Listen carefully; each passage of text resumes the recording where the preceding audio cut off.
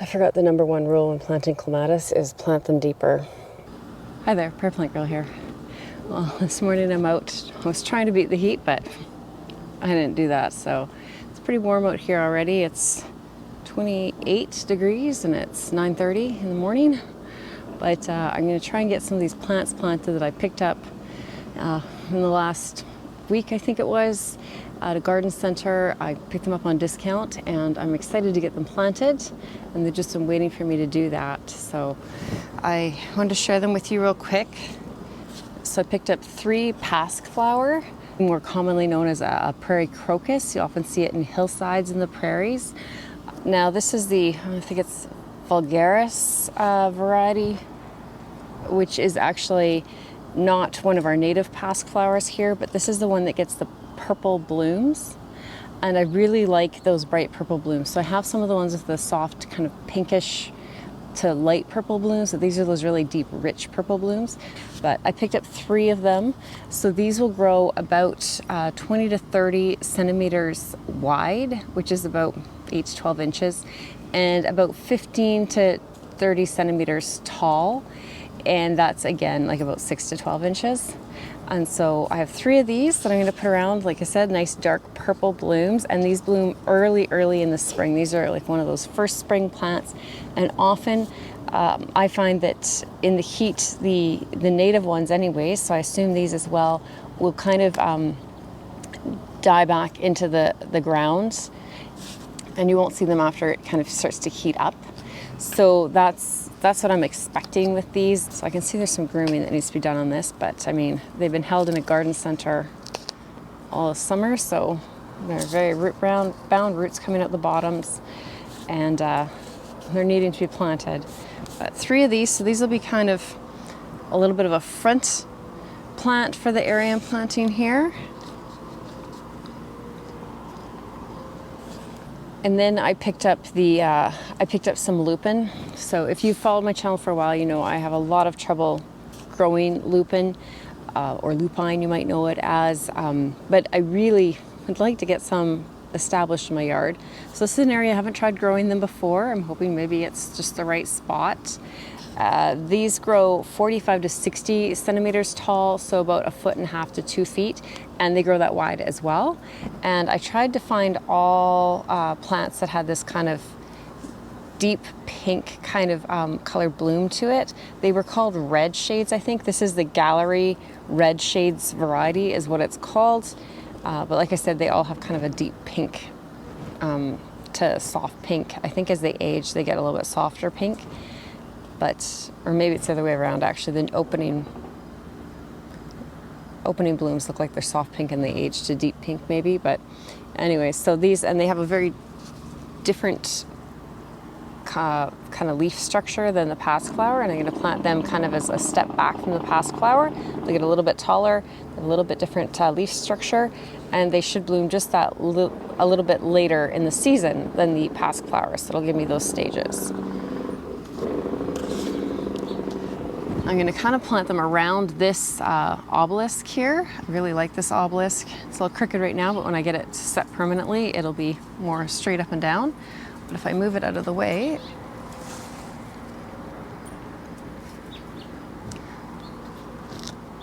I can pull out the last plant I'm going to plant in this area, and this is a hello yellow butterfly weed or milkweed. I love having milkweed in my yard. I have an orange tuberosa and a pink, I'm not sure what type of milkweed that is, but it's Cinderella. I think it's a tuberosa as well. I can't remember for sure, but milkweed is a great plant. It brings in a lot of pollinators. There was bees all over this yesterday when I was out working, trying to water. And it's the only plant that the caterpillars for the monarch butterfly will eat. So I have had several years now where monarch butterflies have come into the yard, they find the milkweed in my yard, and they lay their eggs on it, quite often on the underside of the leaves. And then I have the little caterpillars crawling. They eat the milkweed leaves, that's fine. That's what I plant it for. and then they will crawl off, build a chrysalis, and hatch into new monarch butterflies. So I love having that process happening in my yard, and I wanted to add another variety of milkweed. So I'm going to put this one, and I thought it would be kind of fun to put it in this obelisk. I'm thinking that it should be able to grow out some of the bigger sections to get some of the flowers and plant growing out of it a little bit, because it is bigger than this is. But the caterpillars, are, when they're really young, hopefully will be able to be crawling around on this plant and be a bit more protected from birds picking at them and eating them, because they'll be in the obelisk. We'll see how that works out. I might have to move the obelisk if it's preventing the monarchs from getting to the milkweed, but I thought it would be a fun way to try to help protect the caterpillars a little bit in my yard. So that's going to be my plan. Behind where I'm planting is some daylilies that haven't even started blooming yet. I'm not sure they will. It's getting more and more shaded as you get back there. And I'm not sure they're getting the sun they need to bloom anymore, but they add a nice kind of grassy texture back there.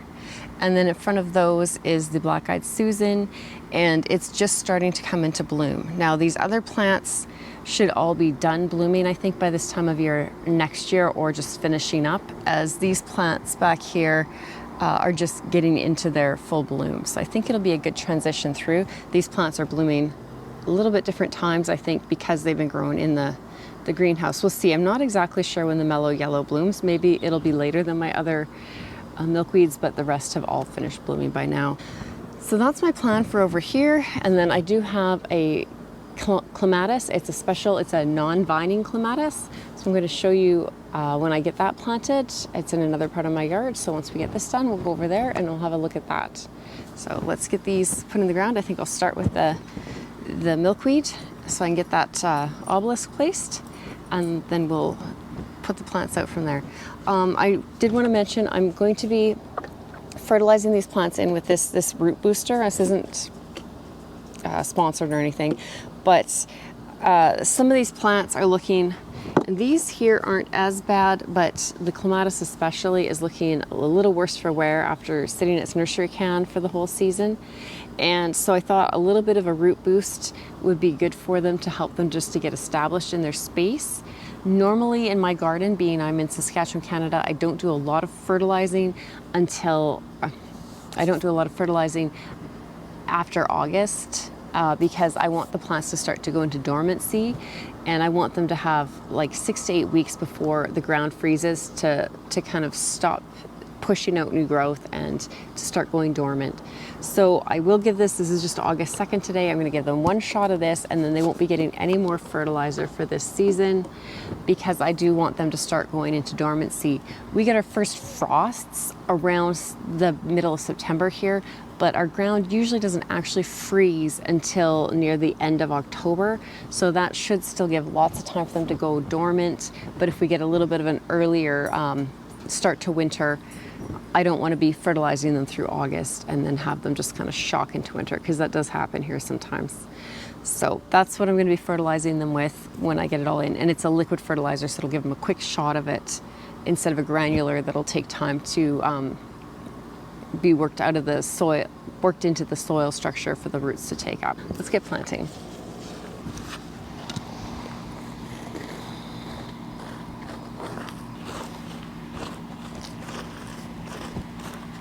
So there's going to be cardboard in much of this area, because this is an area where I just expanded from here out was grass before, so about almost 3 feet at this corner here. And then if you saw, I think my last video, you'd see that I had just moved a sprinkler from right in this area out towards where the grass now starts. So.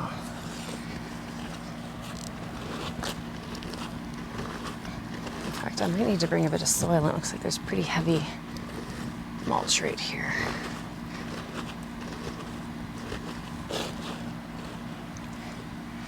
My grain barrel is back in behind here as well.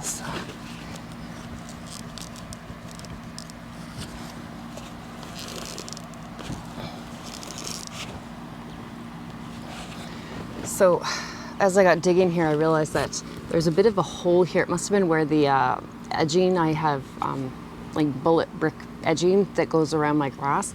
And it must have been in here and maybe didn't get filled in all the way when I had moved my edging out, and it was just kind of filled in with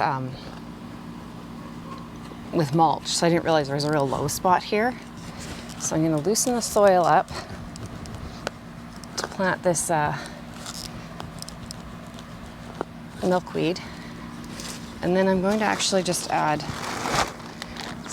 just black earth. I could add compost or something, but sometimes that will break down and you'll just wind up with a depression again. So this isn't because I want to amend the soil, even though this is quite heavy clay right here. This is just because I have a little bit of a low spot here I didn't realize. And I don't want to get crown rot in the milkweed because it's sitting low and getting too wet.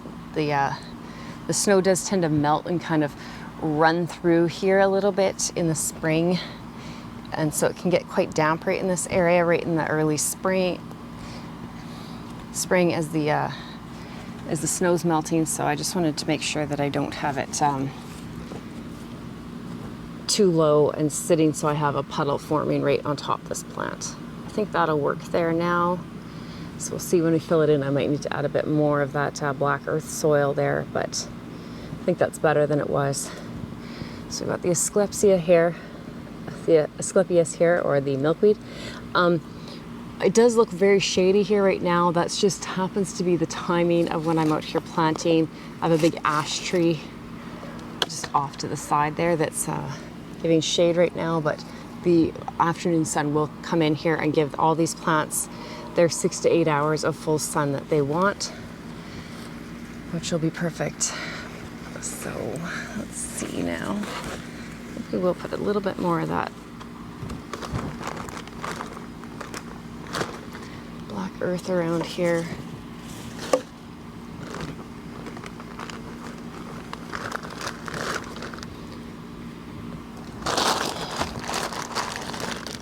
Handy, my neighbor had this partial bag sitting around in his yard that he had used for a project, and he didn't want to store it anymore. Asked if I had any need for it. I said, oh, I will eventually. So handy, I've used it a couple times now.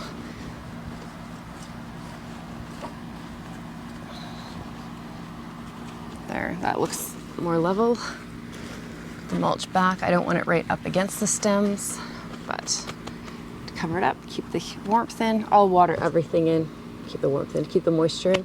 I'll water everything in once I get everything planted.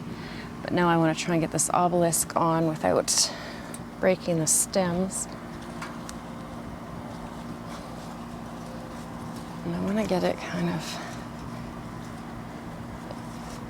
centered there.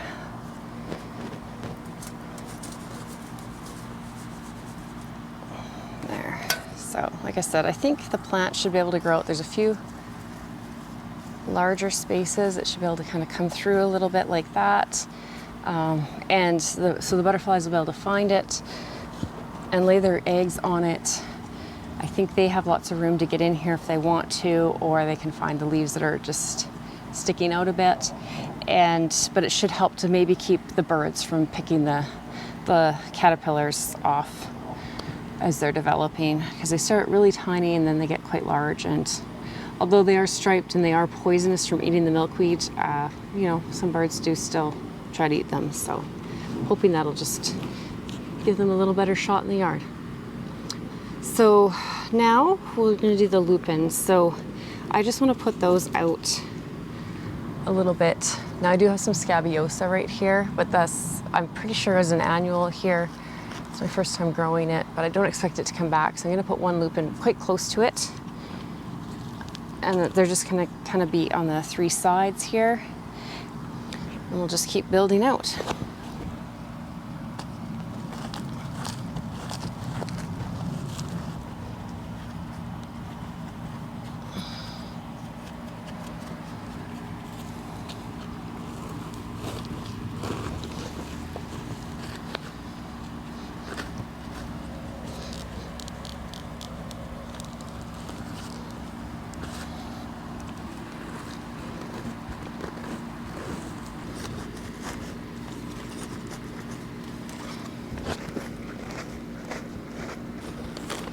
Yeah, so there's a whole area right here that's low, so I'll have to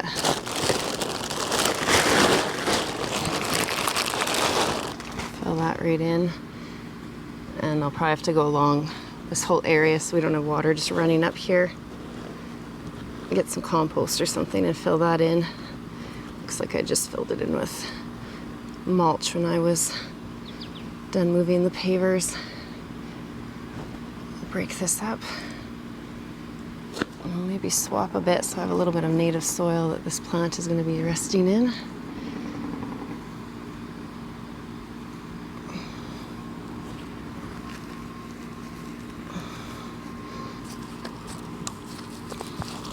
So yeah, these roots on these guys are really getting crazy.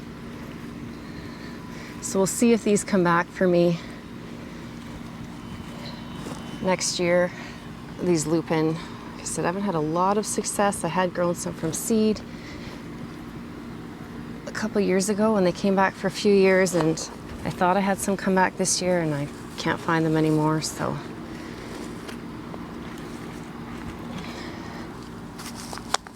this one has a little weed growing in it. You often find that in garden centers when they've been growing for a long time. I find the weeds are just, you know, even in garden centers, they have weeds, so roots aren't too bad on this guy, so let's give him a little bit of a wiggle there, and then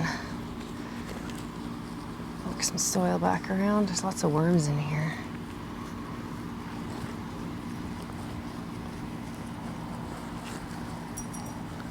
Make sure there's no air pockets. When you have heavy clay, it can be harder to get the air pockets. So you need to kind of push around with your finger if you're working with a real heavy clay, and just kind of make sure you've pushed all the air pockets out. And this one, not sure I have that hole big enough.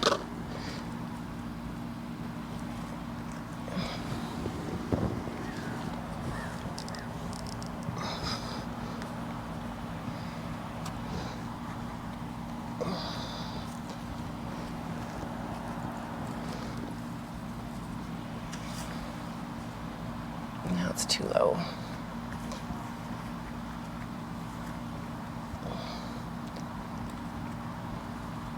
There. Weed.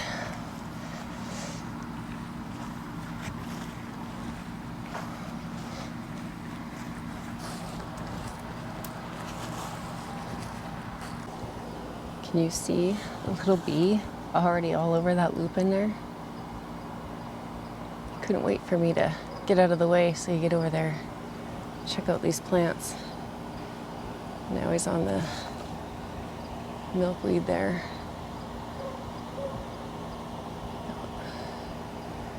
Bees will love these plants. All right, let's get those pasque flower in the ground. So with the pasque flower, I want to just kind of put them in between these lupin here, big piles of mulch here. And then I'm going to bring the last one just over here to kind of just draw this planting over and kind of connect it with the rest of my flower bed here. And this will be really nice in here. So that's all I'm going to do with those.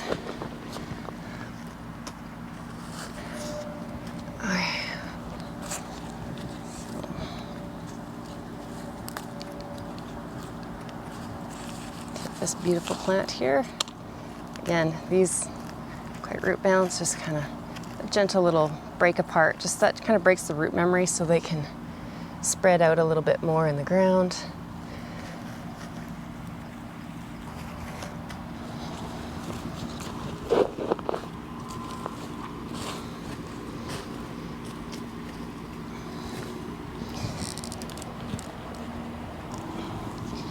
Actually a bit of a high spot in this area here. So I'm going to take some of this soil and put it back in this trench behind me that seems to be here.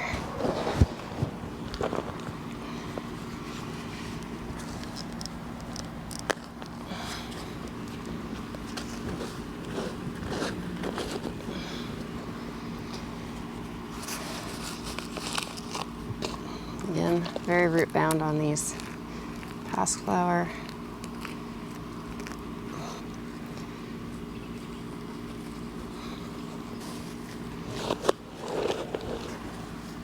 I might need to go grab some more filler. I got quite a hole going here. This will be interesting in the spring, so I'm gonna have to go get a whole bucket of some compost or something to put in here, because it looks like I just filled this whole area. I don't know if you can see that where the bricks were. Looks like I just filled it all in with mulch. Okay, so hopefully you can see this, what I'm dealing with here. So I've got a whole trench coming along here where those bullet bricks were, and it appears like I just filled it in with mulch, which surprises me, but I know I was hot and tired when I was finishing this project up, and I guess I cheated a bit. So I've just grabbed this bucket here. There's some leftovers from the last hole. Grab this bucket here. I put some, this is pretty rough compost from last year that's just been sitting in a bag. I've just been storing it. And underneath it, I actually have some clods of the overturned sod, like the sod that I pulled up, and I had just set it out to dry in an area of my yard. So this will have some of that native soil, and it has lots of also good topsoil in it. And I'm going to try and mix this around, break up these clods. They're definitely dead. I'm not worried about the grass coming back in these, because I don't want to do just full compost, because compost will still break down a little bit, and it's very, very rich to be planting plants into when, like I said, I want them to be starting to go dormant a little bit. I mean, I do want their roots to get established, but I don't want them to be putting out a lot of growth right now. So trying to just find the compromise between the two.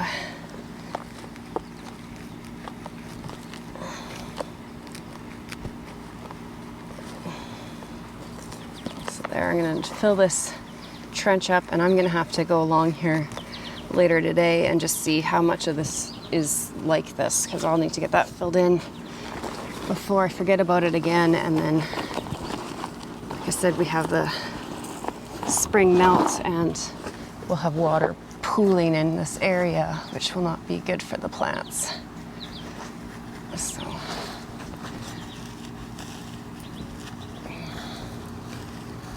that little spot filled in so I can plant that pascflower. There's little bits of dianthus here. They were here going over the edging before, so they're just doing their thing there. This one doesn't look as badly root bound as the rest. This is a little bit low still.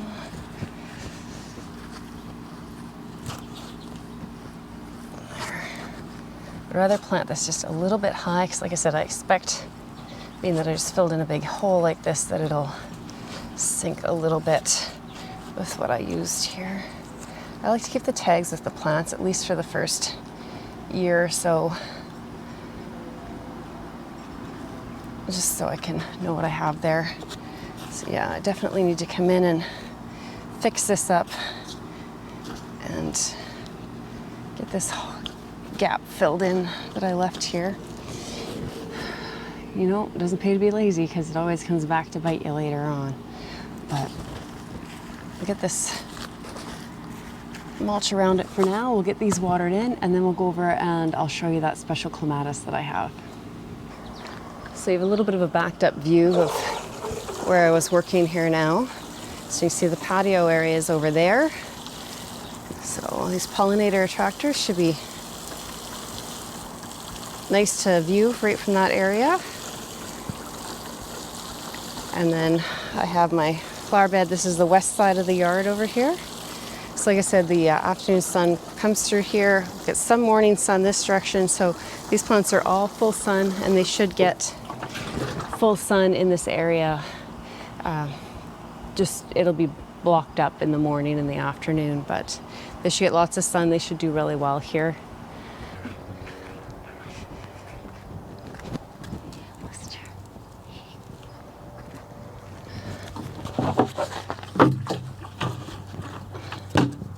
So now we're heading into kind of the opposite part of the yard here. So before we were at kind of the southwest edge off my grass, and now we're heading into the northeast edge off my grass, and we're going to plant the clematis. So once again, it looks like it's in shade, but it's actually going to get full afternoon sun right in that area. So I'm going to bring you in closer. We'll have a look at this clematis because it's a very special non-twining clematis. And we'll talk about what we need to do to take care of it and the different ways you can grow it.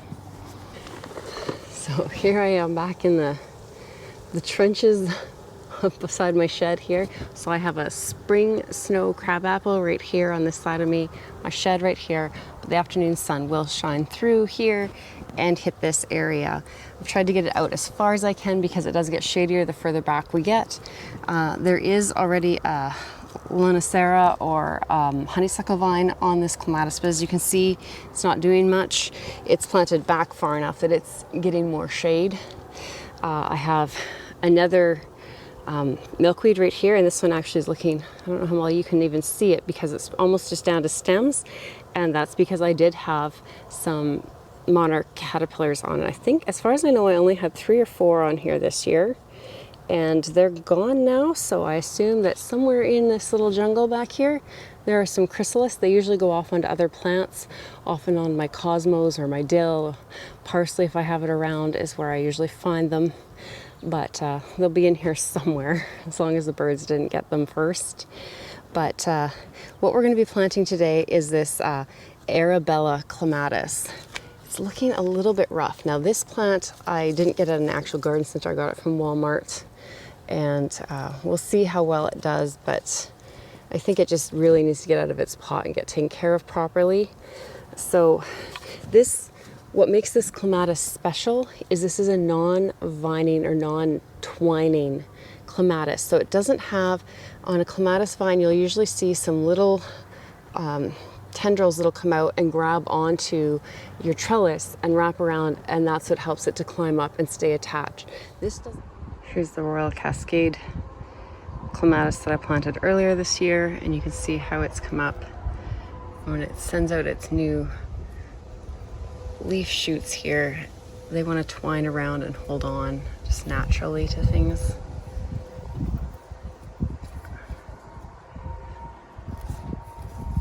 See that one up there? So I don't need to, once I get this initially going upright, it will just continue on. And that's exactly what it's done. You can see right there, that's a stem wrapped around here. Whereas the Arabella won't do that.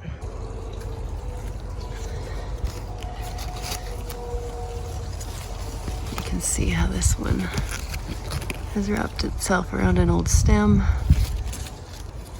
You can see how this clematis vine wants to naturally twirl its stems around things to attach itself. You can see down there where it's just reached out and wrapped around. This doesn't have those. So this actually can be grown as a ground cover, or it can be grown if you have like a retaining wall or a raised up area that you would like something to cascade down over. This would be a great clematis for that. It will also self-support to some extent, but it can get up to 5 to 6 feet tall.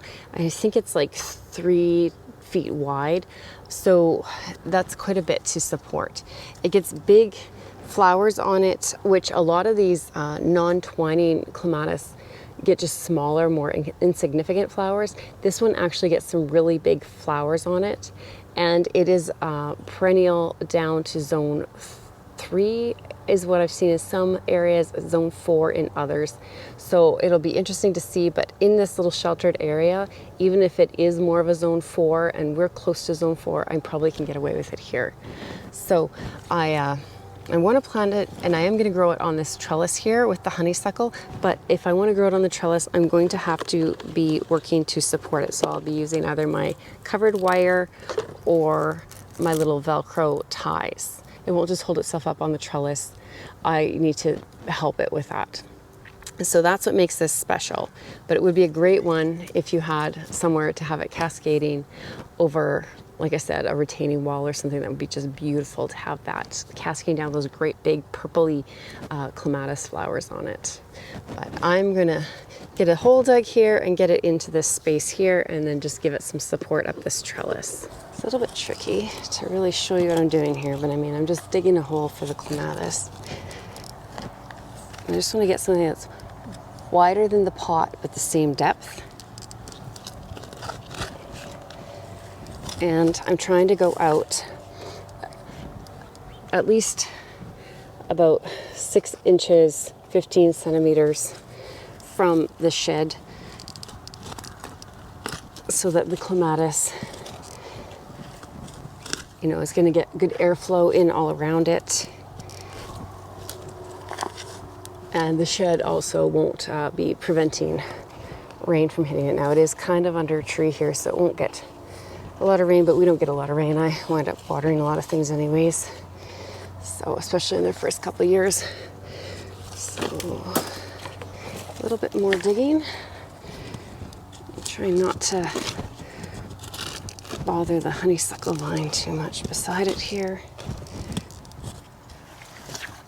So I'm actually going to unclip it from this little trellis that they have in here because it's not really necessary.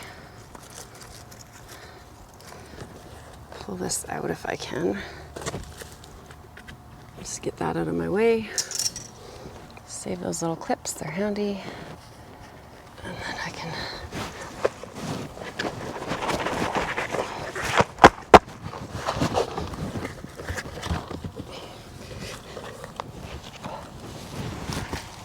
that out of my way and use this bucket to get the extra soil in. So I almost forgot what I was planting here. So when you're planting clematis, you actually want to go, they're one of the few plants you want to plant deeper than they're in their container. So I need to dig down more. I should have brought a real shovel with me. But by planting your clematis deeper, you kind of cover up the crown, which most plants, they don't like that. Clematis will actually build more roots off of that point, and it just develops a stronger root system. And research has shown that they tend to grow better, be stronger and healthier plants that way, and survive the cold climates especially better, being that little bit deeper. Alright, so I think that should get me, not much, a little lower. Let's see once we break up this root ball, because it is quite root bound at the bottom there. Crisscrossy roots. Once we break that up a bit, I think we'll be good to go.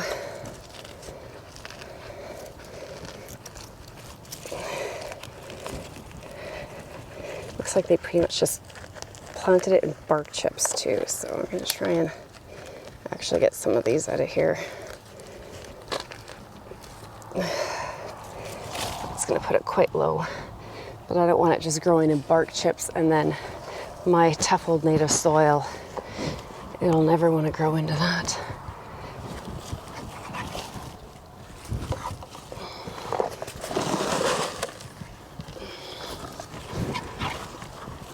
Okay, so I got it in the ground. That was a bit more of a struggle than I was expecting. But now I'm going to show you what you need to do to keep this guy up on the trellis. So because it doesn't have those twining tendrils, you're going to need to take either like the store had, these little clips work well. And you can just pull it and take it and put it where you want. And just take the little clip and put it around the trellis and the plant and just kind of hold it up that way. Or you could take whatever you like to use to to trellis plants that don't support themselves. So there's some Velcro ties. There's a little bloom about to start there. I don't know if you can see that little thing there. Or you could take some of this coated wire and use that as well. And just cut off a little piece.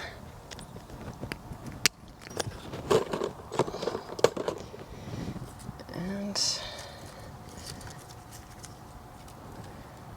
take your stem and wrap it up. Now you want to make sure that when you're doing this, you're making sure there's room for the stem to move around so it's not getting chafed and rubbed and broken on the trellis. But you'll have to keep going up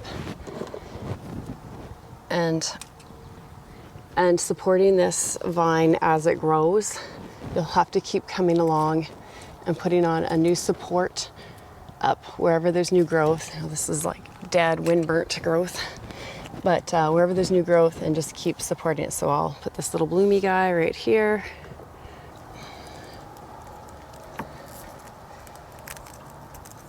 And that's what you need to do if you want to grow a non-twining clematis up a trellis. Like I said, otherwise they're ideal for ground cover or for hanging over a retaining wall or something. I'm going to water this in with that same root boost solution. You can see it's looking a little rough. I've had this actually for, I think, 3 weeks now, so it really needed to get planted and get in the ground, and hopefully it'll bounce back and do well here. I'll make sure that all these plants are staying nicely watered. I'll try and keep them nice and moist going right up till freeze up, so that should help them go into winter well, because dry roots really are what kills things in the winter. There's that clematis on the trellis there, and it just finishes off this fence. There's a clematis there, one there. There's one there, just blooming beautiful right now.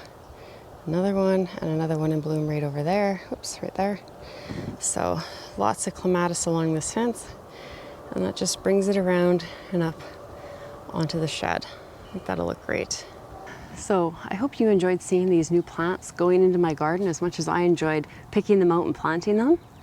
And let me know in the comments down below if you like to find those deals at the end of the season and get things planted to look forward to for the next year. So thanks for watching. We'll see you next time. Bye.